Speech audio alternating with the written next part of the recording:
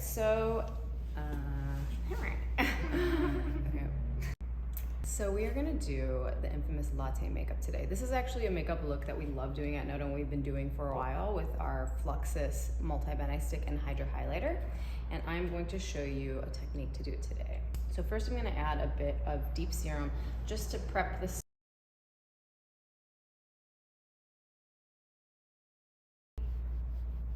and help the stick glide onto the skin even better. So we're going to first use Hydra Highlighter onto the skin to bring out the different areas of definition that we want to pull forward and give some extra glow. I want a lot of glow for this look, so I'm really going to layer it on.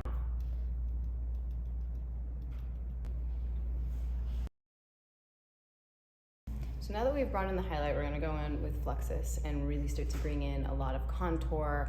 We're going to use a little bit of a lip line, and we're going to use it on the eyes as well. So this look is all about monochromatics. You kind of want the same color with different variations throughout the face. So I'm going to drag the color from the brush down into the chin area, a little bit on the nose, up into the forehead.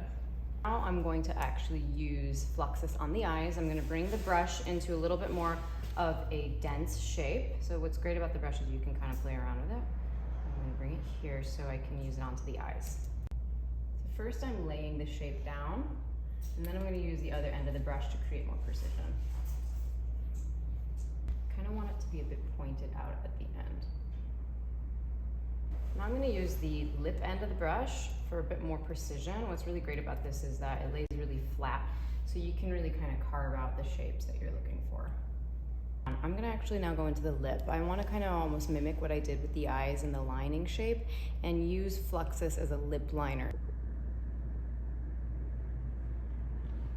Now that we have the lip line down, I'm going to go back in with our Hydra Highlighter and kind of blot it in a bit to kind of soften up the edge just a little bit more.